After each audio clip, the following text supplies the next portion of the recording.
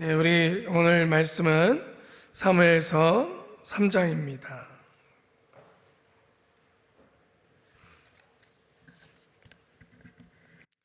말씀을 이제 초반부니까 또 우리 목사님들 통해서 계속 말씀의 은혜들을 나누실 텐데, 여러분들이 이제 개인적으로도 계속 말씀을 사무엘상 새벽 예배 끝나고도 이렇게 여러분들 하루 읽으시면서 묵상하는데, 여러분 묵상이라는 말은 어렵지 않습니다. 묵상한다라는 건 결국 말씀에 따라 내 삶을 변화시키는 것까지 하는 거예요. 그래서 아주 작은 거라도 말씀에 따라 내 생활을 바꿔보는 거예요. 간증이란 뭔가 병이 고침받고 또 문제가 해결되어지는 정말 놀라운 그런 큰 은혜들도 귀한 간증입니다. 근데 더 하나님의 말씀을 우리에게 각 사람에게 이렇게 주어주신 목적은 뭐겠어요? 우리가 일상생활이 예수 그리스도를 닮아가고, 그러면 예수님께서 이 땅에 오셔서 느꼈던 모든 감정들, 생각들, 마음들, 여러분 예수님께서 비록 십자가를 향해 가셨지만 그 주님이 부르시는 하나님 앞에 가기까지 그 인생이 괴로운 인생이었을까요? 불교에서 얘기하는 것처럼 그 인생은 고뇌의 연속이다, 그것만 있으셨을까요? 저는 아니었을 거라고 생각해요. 왜냐하면 예수님은 우리에게 모델링이 되어주시거든요. 모델이시거든요. 이 땅에서 오시자마자 하셨던 말씀이 뭐였습니까? 회개하라, 천국이 가까웠느니라. 이 땅에서도 우리가 천국 가기 전의 삶을, 하나님 나라의 삶을 살 수 있다는 선포시거든요. 그러니까 우리가 하나님의 말씀을 통해서, 물론 예수님도 고난도 있고 피곤하기도 하시고 때로는 화도 나기도 하시고 우리가 느끼는 감정들을 다 가지고 계셨어요. 그럼에도 그 속에서도 하나님 주님은 하나님 나라에서 사신 거예요. 아니, 하나님 나라로 사신 거예요. 여러분, 우리도 그렇게 하기를 원하시는 줄 믿습니다. 그래서 묵상이라는 건 오늘 내가 읽은 말씀을 가지고 내 생활의 한 부분이 바뀌었다. 그러면 간증을 한다는 것이 먼 옛날 뭔가 기적적인 일들을 생각해가지고 간증을 얘기하는 게 아니라, 내가 말씀대로 어제 말씀을 묵상했더니 나보고 어저께 하필이면 그 전날 아들한테 좀 늦게 들어왔다 큰 소리 쳤더니만, 근데 말씀을 읽는데 아들을 노엽게 하지 말며, 이 말씀이 탁 나오는 거예요. 짜증내게 했네 내가. 하나님 바로 가르쳐 주시네. 오늘 저녁 때는 맛있는 거 해놔야지. 그냥 내 생활이 뭐 때문에 바뀐 거예요? 말씀 때문에 바뀐 거예요. 그죠?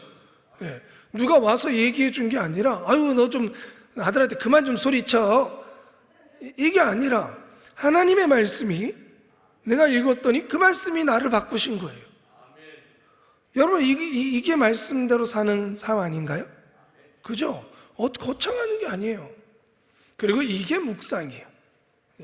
그래서 여러분,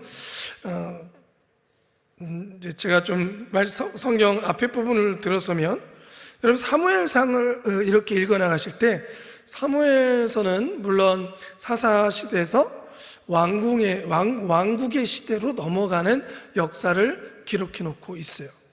그런데 역사를 기록할 때 대부분 역사의 흐름 속에 이렇게 어떤 사건들이 막 일어났는지를 기록하는 방법이 있고요, 인물을 통해서 기록하는 것이 있죠. 우리나라 조선왕조실록이라는 그런 책을 보면 뭘 중심으로 기록이 돼 있어요? 왕이죠, 왕. 조선의 왕들 때에 어떤 일이 있었는가. 그래서 사무엘상도 4명의 인물이, 대표적인 인물이 나오는데, 사무엘상을 여러분들이 읽으실 때 구조가 있어요. 구조가, 성경마다 이렇게 구조가 있어요. 그러니까 여러분들 신약에 가면 고린도전서, 고린도후서, 빌레몬서, 빌립보서, 이런 거는 어떤 형식으로 써져 있어요? 편지예요, 편지. 여러분들이 아는 것처럼 편지처럼 읽으시면 되는 거예요. 그럼 편지라는 건 제일 위에 뭐가 들어가 있겠어요? 인사말, 그죠? 안녕하세요, 잘 지내셨어요? 이런 거잖아요. 우리 여러분들 국군 장병께 요즘은 없어요. 왜냐면 군인들이 다 핸드폰 쓰더라고요. 근데 예전에는 국군 장병 아저씨께 그러면 안녕하십니까? 저는 어느 초등학교 국군 아저씨 때문에 저희는 안전하게 지내요. 아주 상투적인 인사말이 있잖아요. 인사말은 뭘까? 그럼 도대체 어떻게 인사를 할까? 그걸 알면 되고, 그 다음엔 하고 싶은 얘기가 있겠죠. 그 끝에는 뭐가 있어요? 마치는 인사말이 있잖아요. 편지는. 그죠? 예, 건강하게 잘 지내세요. 이런 것처럼 고린도전서 아니면 빌립보서 뭐 이런데 마지막 인사말은 도대체 뭐라고 인사말을 마지막으로 할까? 여러분 편지 항상 끄트머리에는 다 쓰고 나서 추심도 있죠. 잊어먹었다. 이거는 꼭 기억해. 이런 거 있죠. 그러면 그런 편지 끝에는 꼭 뭐가 있겠어요? 그런 게 있는 거예요. 사도 바울이 쓰다가 이거 놓쳤네. 근데 너무너무 중요해. 그러니까 끝에다 딱 끝났다고 빨리 넘겨버릴 게 아니라 오히려 마지막에 잊어먹고 그러나 꼭 잊으면 안 되는 것들이 기록되어 있겠죠. 대부분 보면 사람 이름들이 나와요. 누구에게 문안하라. 기억하라는 거예요. 그 인물들은 되게 중요한 사람들인 거예요. 어마어마한 일을 안 했지만 그 교회 가운데 또 이 편지를 읽고 있는 교회 가운데 공동체에 중요한 사람이고 기억해야 될 사람이라는 것이죠. 이런 것처럼 사무엘서를 읽으실 때는 사무엘상에는 4명의 인물이 나와요. 중요한 인물이 나와요. 여러분들이 이미 1장, 2장을 읽으셨겠지만 1장, 2장에 중요한 인물 누가 나와요? 예, 맞아요. 엘리 제사장. 그 다음에 사무엘. 그 뒤 후반부, 중후반부에는 누가 나와요? 사울, 다윗. 이 4명인데 재미있는 건 이런 구조예요. 딱 이렇게 손 들어보세요. X. 빨리 그려보세요. 졸리실 것 같아서. 뭐냐면 두 사람은 내리막길을 걷고요. 두 사람은 오르막길을 걷습니다. 하나님과의 관계에서도 두 사람은 내리막길을 걷고 두 사람은 오르막길을 걸어요. 내리막길을 걷는 두 사람은 누구겠어요?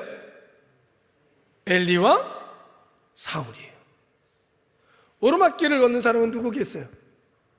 사무엘과 다윗이에요. 왜 이 말씀을 드리냐면 그러면 내리막을 걷는 모습은 어떤 모습일까? 하나님과의 관계가 멀어지고 심지어 심판을 받게 되는 그들의 모습은 그들이 처음부터 그랬나요? 아니죠. 아닙니다. 그러면 엘리와 사울은 왜 그들의 신앙이 하나님과 멀어지고 마지막 그 가문이 사울 가문도 엘리 가문도 왜 하나님 앞에 심판받게 되어졌을까를 여러분들이 유심히 보시면 이 그 흐름 속에서 이렇게 살펴보시다 보면 도대체 무엇 때문에 하나님과 멀어지고 있는가? 그렇다는 얘기는 우리는 반면교사를 삼으면 된다는 거예요.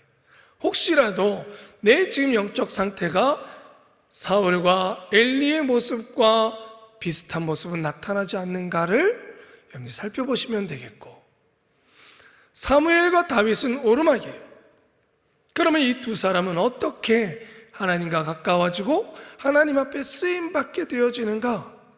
어떤 모습들이 있어서 하나님은 이 두 사람에게 복을 주시고 하나님의 역사를 도구가 되어졌을까? 왜 이들은 점점 더 하나님과 가까워지는가? 그걸 살펴보시면서 지금 나는 이러한 마음들이 있는가 점검해 보시면 되겠죠. 그죠? 그래서 사무엘상을 또 읽어나가시면서 그런 이 큰 구조 속에서 여러분들이 말씀을 천천히 읽으시면서 하나하나 살펴보시면 또 말씀 속에서 설교를 통해서 받으시는 은혜도 있겠지만 여러분들의 눈을 통해서 성령님이 깨닫게 하시는 것도 분명히 있을 줄 믿습니다. 그런 이들 속에 매일매일 하나님 말씀 속에 변해가시기를 주님의 이름으로 축원합니다. 자, 시간 갖추면 또 사무엘상 3장인데요 읽을까요? 같이 읽겠습니다. 아이 사무엘이 엘리 앞에서 여호와를 섬길 때에는 여호와의 말씀이 이기하여 이상이 흔히 보이지 않았더라. 엘리의 눈이 점점 어두워가서 잘 보지 못하는 그때에 그가 자기 처소에 누웠고 하나님의 등불은 아직 꺼지지 아니하며 사무엘은 하나님의 궤에 있는 여호와의 전안에 누웠더니 여호와께서 사무엘을 부르시는지라. 그가 대답하되 내가 여기 있나이다 하고 엘리에게로 달려가서 가로되 당신이 나를 부르셨기로 내가 여기 있나이다 가로되 나는 부르지 아니하였으니 다시 누우라. 그가 가서 누웠더니 여호와께서 다시 사무엘을 부르시는지라. 사무엘이 일어나서 엘리에게로 가서 가로되 당신이 나를 부르셨기로 내가 여기 있나이다. 대답하되 내 아들아 내가 부르지 아니하였으니 다시 누우라 하니라. 사무엘이 아직 여호와를 알지 못하고 여호와의 말씀도 아직 그에게 나타나지 아니한 때라. 여호와께서 세 번째 사무엘을 부르시는지라. 그가 일어나서 엘리에게로 가서 가로되 당신이 나를 부르셨기로 내가 여기 있나이다. 엘리가 여호와께서 이 아이를 부르신 줄을 깨닫고 이에 사무엘에게 이르되 가서 누웠다가 그가 너를 부르시거든 내가 말하기를 여호와여 말씀하옵소서 주의 종이 듣겠나이다 하라. 이에 사무엘이 가서 자기 처소에 누우니라. 여호와께서 임하여 서서 전과 같이 사무엘아 사무엘아 부르시는지라. 사무엘이 가로되 말씀하옵소서 주의 종이 듣겠나이다. 여호와께서 사무엘에게 이르시되 보라 내가 이스라엘 중에 한 일을 행하리니 그것을 듣는 자마다 두 귀가 울리리라. 내가 알리의 집에 대하여 말한 것을 처음부터 끝까지 그날에 그에게 다 이루리라. 내가 그 집을 영영토록 심판하겠다고 그에게 이른 것은 그의 아는 죄악을 인함이니 이는 그가 자기 아들들이 저주를 자청하되 금하지 아니하였음이니라. 그러므로 내가 엘리의 집에 대하여 맹세하기를 엘리 집의 죄악은 제물이나 예물로나 영영이 속함을 얻지 못하리라 하였노라. 사무엘이 아침까지 누웠다가 여호와의 집 문을 열었으나 그 이상을 엘리에게 알게 하기를 두려워하더니 엘리가 사무엘을 불러 가로되 내 아들 사무엘아 하니 대답하되 내가 여기 있나이다. 가로되 내게 무엇을 말씀하셨느냐.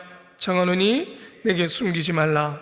내게 말씀하신 모든 것을 하나라도 숨기면 하나님이 내게 벌을 내리시고 또 내리시기를 원하노라. 사무엘이 서서히 말하고 조금 더 숨기지 아니하니 그가 가로되 이는 여호와시니 선하신 소견대로 하실 것이라 하니라. 사무엘이 자라매 여호와께서 그와 함께 계셔서 그 말로 하나도 땅에 떨어지지 않게 하시니 단에서부터 브엘세바까지의 온 이스라엘이 사무엘은 여호와의 선지자로 세우심을 입은 줄을 알았더라. 여호와께서 실로에서 다시 나타나시되 여호와께서 실로에서 여호와의 말씀으로 사무엘에게 자기를 나타내시니. 아멘. 그 밑에까지 4장 1절까지 사무엘의 말이 온 이스라엘에 전파되니라. 아멘. 원래는 여기까지가 끝이겠죠? 자, 우리 3장 보실까요? 교재 보겠습니다. 하나님께서 주신 사명. 사무엘은 요절 말씀 같이 읽겠습니다. 사무엘이 자라매 여호와께서 그와 함께 계셔서 그 말로 하나도 땅에 떨어지지 않게 하시니 단에서부터 브엘세바까지의 온 이스라엘이 사무엘은 여호와의 선지자로 세우심을 입은 줄을 알았더라. 사무엘은 성막 안에서 등불을 돌보며 누웠을 때 하나님의 음성을 들었다. 그러나 어린 사무엘은 하나님의 부르심을 엘리의 음성으로 착각했다. 엘리는 사무엘에게 하나님의 말씀을 들을 준비가 하고 있다가 하나님께서 무엇이라 하시는지 그대로 순종하라고 가르친다. 사무엘은 하나님과의 직접적인 만남을 체험한다. 사무엘이 첫 번째로 들은 계시의 말씀은 심판 예고, 즉 엘리 가문이 몰락하게 될 것이라는 예언의 재확인이었다. 이와 같이 사무엘이 받은 하나님의 계시는 그의 소명을 확증하는 증거로 작용했고, 또한 다르겠던 엘리 가문이 파멸이 하나님 뜻이라는 사실을 확실히 보여주었다. 또한 온 이스라엘 사람들은 사무엘이 하나님의 선지자인 것을 인정하게 되었다. 사무엘은 자기 스승인 엘리에게 그 계시의 내용을 알리기를 주저했다. 하나님의 말씀을 전해야 할 그의 사명과 스승에 대한 신실함 사이에 갈등에 빠졌다. 이때 엘리 제사장은 사무엘에게 간곡하게 부탁했고 또 저주로 위협하면서까지 받은 계시의 내용을 하나도 거짓 없이 말하라고 명했다. 이에 사무엘은 엘리에게 거짓 없이 솔직하게 고백한다. 사무엘의 이 같은 솔직성은 그가 하나님의 부르심을 받은 선지자이며 앞으로 참다운 선지자로서 하나님의 일을 수행할 인물임을 나타내 준다. 그리스도인이라면 누구든지 하나님의 말씀을 부여받았고 이를 정직하고 성실하게 실천해야 할 사명이 주어져 있다. 우리는 하나님의 교훈과 명령을 담대하고 진실하게 세상에 전해야 할 것이다. 아멘. 자, 오늘도 아까 제가 나눴던 그 말씀을 잠깐 그 중심에서 좀 볼까요?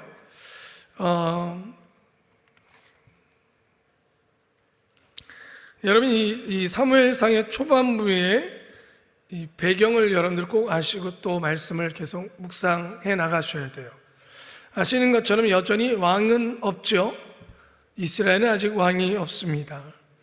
그래서 그 사사기 여전히 사사를 통해서 이스라엘이 통치되고 있었어요. 그런데 여러분 사사기 시대를 대표하는 두 가지의 말씀이 있죠. 사사기 시대가 여호수아가 죽고 난 다음부터 이스라엘은 사사 시대라고 이야기를 하는데 그때 사사기 시작에 여러분들 잘 아시는 것처럼 사사기 2장 10절에 여호수아가 죽은 뒤를 기록합니다. 그 세대 사람도, 즉 여호수아의 세대 사람도 다 그 조상들에게로 돌아갔고 그 후에 일어난 다른 세대는 여호와를 알지 못하며 여호와께서 이스라엘을 위하여 행하신 일도 알지 못하였더라. 이 사사 시대가 어떤 시대였는지를 말해주는 거예요. 여호와를 알지 못하는 세대, 즉 여호와를 개인적인 인격적인 만남을 가지지 못하는 그런 세대들이 일어났다는 거예요. 하나님의 이야기가 없었습니까? 있었죠. 그의 부모님 세대를 통해서 하나님의 이야기를 들었고 하나님이 어떻게 우리 가나안 땅에 들어왔는지 들었죠. 하나님이 없어서가 아니라 하나님을 아예 모른다가 아니라 하나님을 알지 못했다는 건 그들이 직접적으로 하나님과의 개인적인 만남들, 인격적인 만남들, 그들이 여호와를 간구하고 하나님 앞에 매달리고 하나님의 말씀을 들으려 하고 이런 교제함의 만남이 없어지게 됐다는 거예요. 그 시대가 사사시대예요. 또 여러분 사사기 21장 읽을 때에 후반부에 그 시대가 또 어떤 시대였는지, 여전히 그 시대는 어떤 시대였는지 중요한 말씀이 나와요. 21장 25절에 보면 그때 이스라엘이 왕이 없으므로 사람이 각기 자기의 소견에 옳은 대로 행하였더라. 여전히 막판에도 뭐라고 얘기해요? 왕이 없으므로.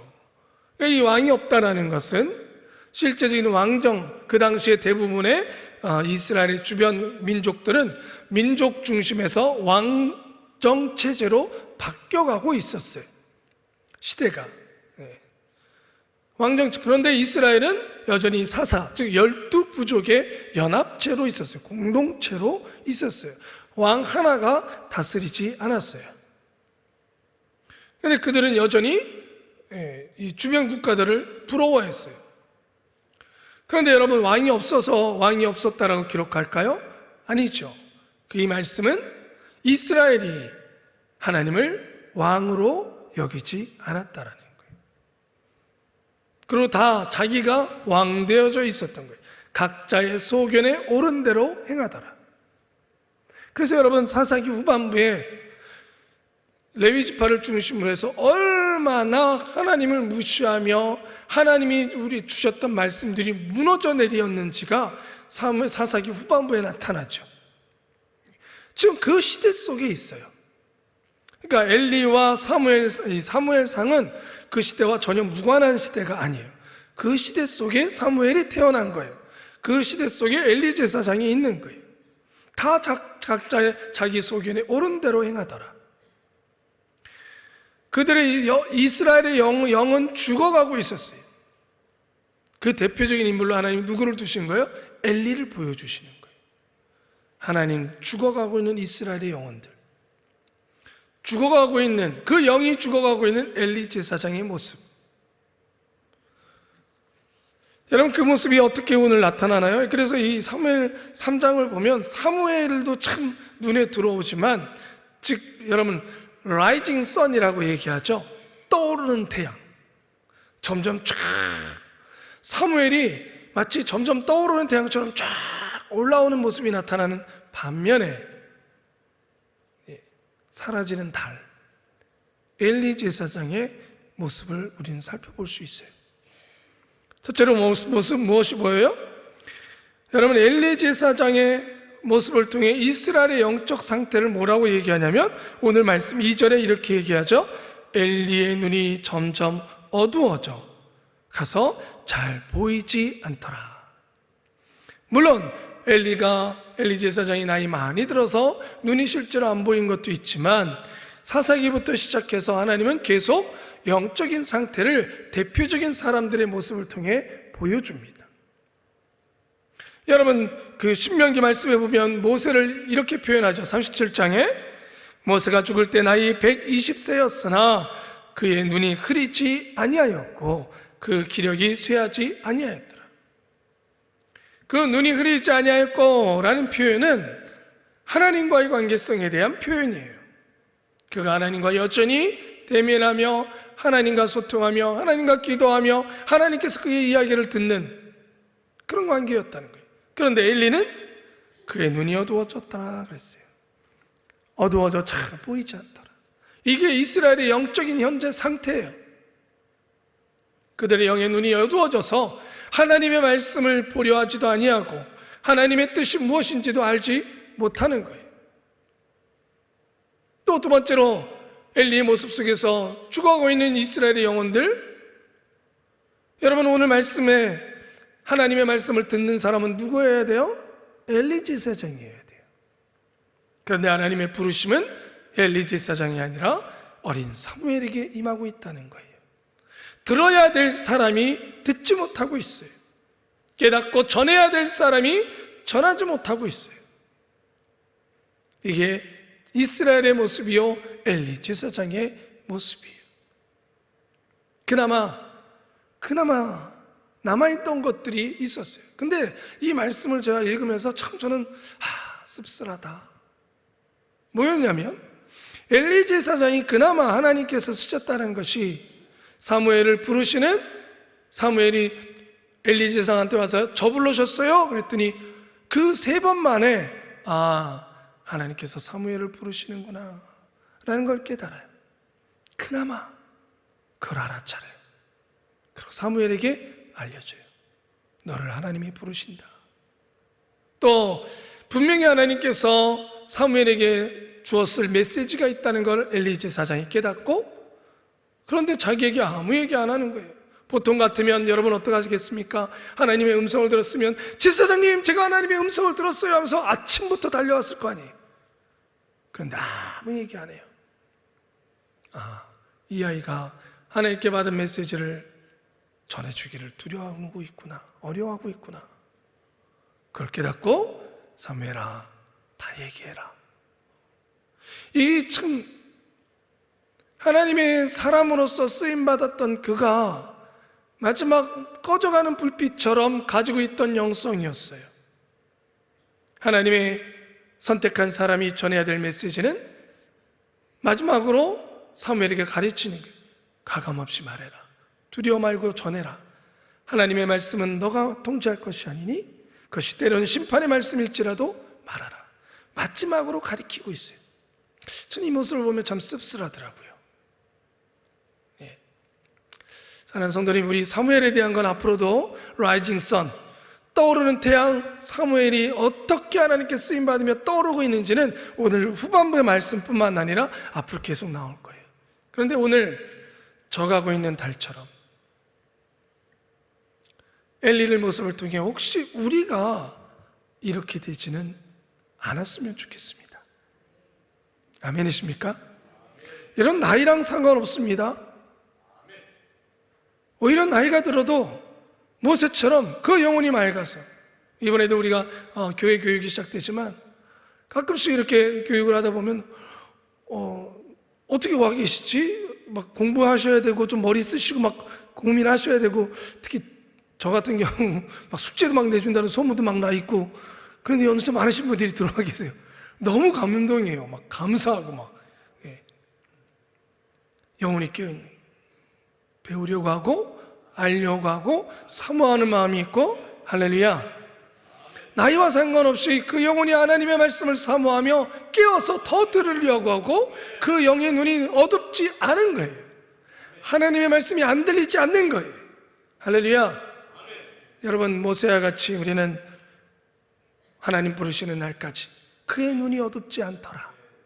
엘리 제사장 같이 되지 아니하고, 저가는 영혼, 내가 몸도 약하니까 어쩔 수 없어가 아니라, 몸과는 상관없이 우리 영혼은 마지막까지도, 주님 부르시는 날까지도 우리 영혼이 박힌고 깨어있고 그 말씀의 음성이 언제나 들려오는, 그래서 말씀을 읽으면 그 은혜 속에 살아가는, 여러분, 우리는 언제나 라이징 선, 떠오르는 태양이 됩시다.